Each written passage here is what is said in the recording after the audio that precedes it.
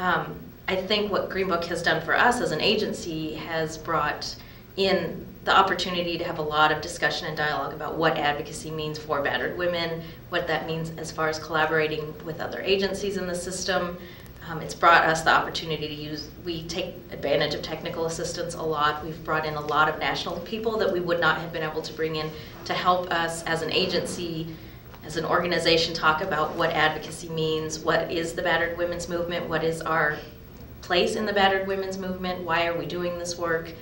We have engaged in a lot of pretty philosophical dialogue over the last couple of years, and I think that would not have necessarily taken place without Green Book.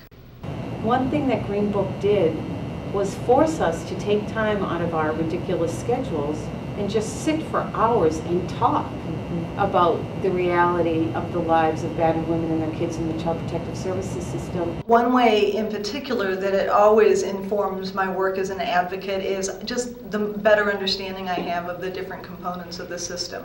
So then I can always help the person I'm talking to. And when I have questions that arise, then I really have more resource people to go to clarify those questions so that whoever I'm working with can get a better answer and a better strategy about how to move through the system.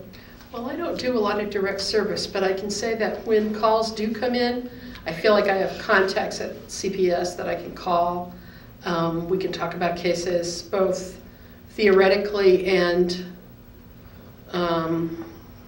informally, so I think we just have more bridges and there's more avenues for conversation. We're not always in crisis when we're talking to CPS, which is so helpful. This is what I think Green Book has done, is create a space to talk when we're not in crisis. Because it's really hard to work on policy or, be objective when you're blocked in a crisis and advocating for somebody who's in trouble. Because of Green Book, we have had a lot more involvement with the Department of Human Services, and because of our collaboration with them, they have changed their process of doing CPTs, which are Child Protection Team meetings and team decision-making meetings, and now they do not hold any of those meetings without a victim advocate being there, even if they are not domestic violence identified cases. We have an advocate from TESA that sits on the decision-making teams on every CPT and on the CPT board. The work that we have done in the last year on batterers accountability has been phenomenal, and the way it has changed practice.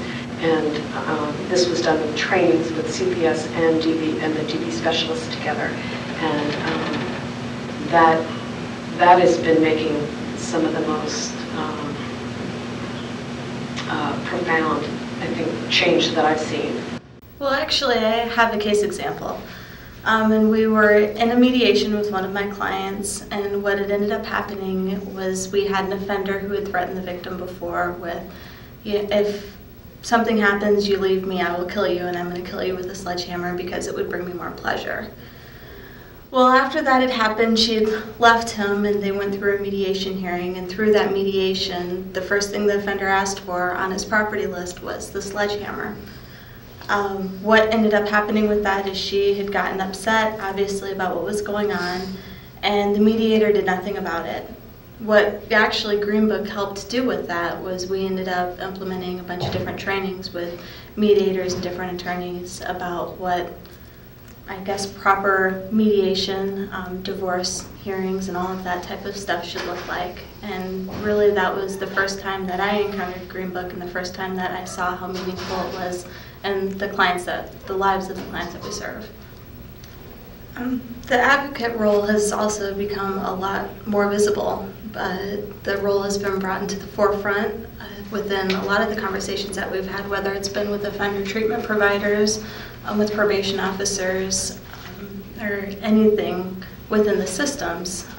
And within that, the advocate role has become more visible, but also battered women and children's voices have become more audible.